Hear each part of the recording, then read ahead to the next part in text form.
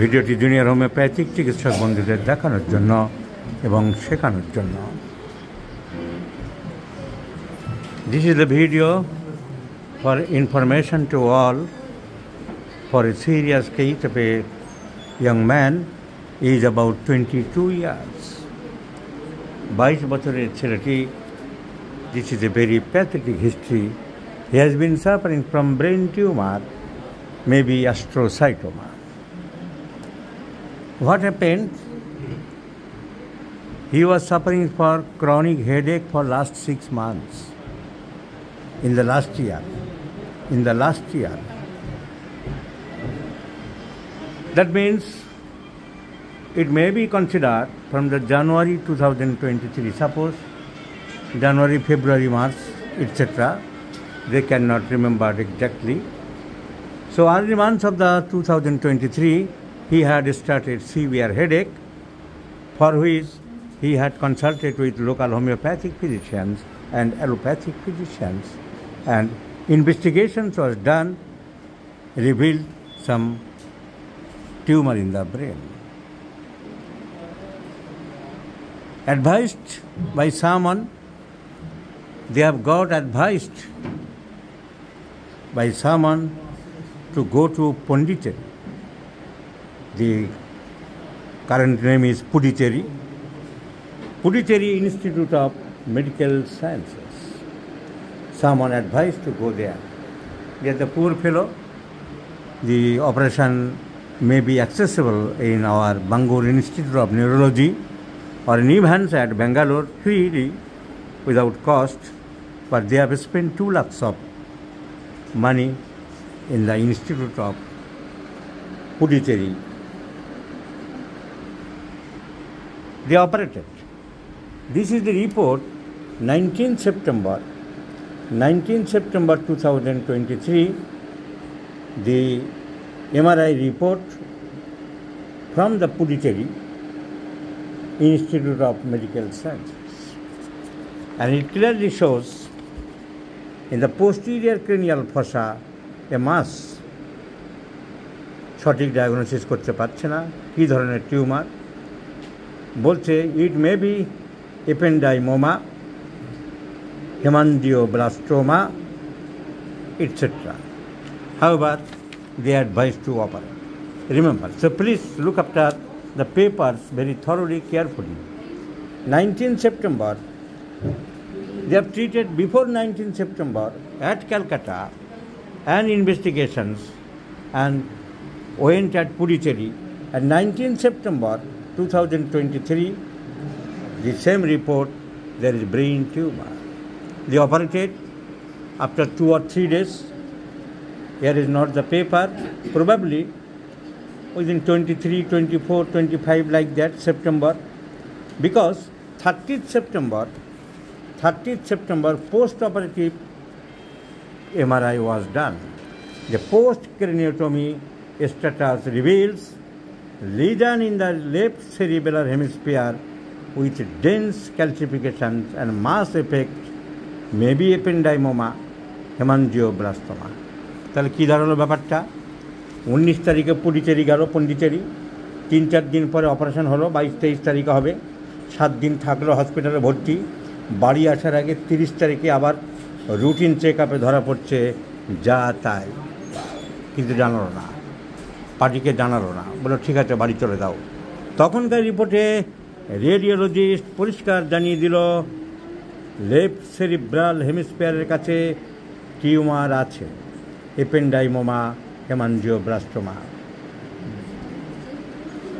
19 তারিখে পন্ডিচেরি গেল, 3-4 দিন পরে অপারেশন হলো, বাড়ি আসার আগে রুটিন চেক আপ হলো 30 সেপ্টেম্বর, যা তাই। তাহলে কী অপারেশন হলো? What operation they have done? Question arise. বাড়ি চলে আসলো, এরা জানলো যে অপারেশন হয়ে গেছে, গরিব মানুষ, ভালো আছে বাচ্চা, মোটামুটি মাথার যন্ত্রণা মাঝে মধ্যে হচ্ছিল, লোকাল হোমিওপ্যাথি ডাক্তার দেখালো। হোমিওপ্যাথি মানে সে মশলামণি বাবু, এক মশলামণি বাবুর পাল্লায় পড়লো, কেস চেকিং বোঝে না, চিকিৎসা বোঝে না, সেই গর্ধবের পাল্লায় পড়লো, দেখছে জেলসিমিয়াম 200, আর্নিকা 1M, এসব নানান রকম দিতে আরম্ভ করলো। কখনো হেলেবারাস 200, কখনো হোয়াং হাইসামাস 30, সিস্টার্স ক্যানাডেন্সিস হাইসামাস, এক রাম ছাগলের কাছে পড়লো যে হোমিওপ্যাথির চিকিৎসার কিচ্ছু বোঝে না, এইভাবে সময় নষ্ট করলো। তাহলে সেপ্টেম্বর মাসে ওখান থেকে যে টিউমার অপারেশন করতে গিয়েছিল সেই টিউমার নিয়ে ফেরত আসলো। পুজো পার হলো, পুজো হয় অক্টোবরে, নভেম্বর, ডিসেম্বর, জানুয়ারি থেকে আবার ব্যথা আরম্ভ হলো, চিকিৎসা চলতে থাকলো। 2024-এর 9 জানুয়ারি ব্যথা বাড়লে আবার পণ্ডিচেরিতে চলে গেল। হোমিওপ্যাথিক চিকিৎসায় গদ্যপটাকে দেখানোর পরে কিছু তো হবে না, কারণ চিকিৎসা বোঝে না, জানে না। 9 জানুয়ারি ওখানে এবারে ওরা পরীক্ষা করে দেখছে যা তাই, ওরা তো আগেই দেখেছে, তখন তো বলতে পারলো না যে আমরা যে অপারেশন করেছি কিছুই হয়নি, কাজের কাজ কিচ্ছু হয়নি, তোমার যা ছিল তাই আছে, সেটা বলেনি। মিথ্যা কথা বলে বুজরুকি করে পেশেন্টকে বাড়ি পাঠিয়ে দিল। পুডুচেরির মেডিকেল সায়েন্স ইনস্টিটিউট এত বড় ছলনা করলো, হিপোক্রেসি করলো, ভণ্ডামি করলো, মানুষের জীবন নিয়ে ছিনিমিনি খেলল। তাহলে 9 জানুয়ারি আবার যখন ওখানে গেল, রিপোর্ট তাই, পাইলোসিস্টিক অ্যাস্ট্রোসাইটোমা। কী করবে এরা এখন? তখন ওরা বলল আবার অপারেশন করতে হবে। সঙ্গে সঙ্গে যদি বলে না ঠিক হয়নি আবার অপারেশন করতে হবে, সে তো সম্ভবও ছিল না, আর বলেও নি। পরে যোগাযোগ করো সেটাও বলেনি। প্রথমবার অপারেশনের পরে রিপোর্ট, লাস্টে বাড়ি আসার আগে রিপোর্ট দেখে বললো সব ঠিক আছে, বাড়ি চলে দাও। তখন বলেনি যে রিপোর্টে একটু গণ্ডগোল পাচ্ছি আমরা, তোমরা 3-4 মাস পরে দেখা করো, সে কথা বলেনি। কিন্তু ব্যথা আরম্ভ হলো অল্প অল্প করে, তোমরা হোমিওপ্যাথি দেখালে, আবার বাড়াবাড়ি হচ্ছে, তখন আবার ওদের ওখানে গেলে। এই তো গল্পটা। ওরা বলছে আবার টিউমার বেড়েছে, আবার অপারেশান করতে হবে। তারপর তোমরা বাড়ি চলে আসলে, গরিব মানুষ, আবার টাকা পয়সা সম্ভব না জোগাড় করা। তারপরে একজন রেফারেন্স দিল যে এইসব আজে বাজে হোমিওপ্যাথি না করে তুমি ডক্টর বর্মনের কাছে যাও, তাই তোমরা এসেছো। এই তো, এই হলো গল্পটি মাই ফ্রেন্ডস। তাহলে দি অ্যাস্ট্রোসাইটোমা টিউমার অ্যাগেইন রিলাপসিং।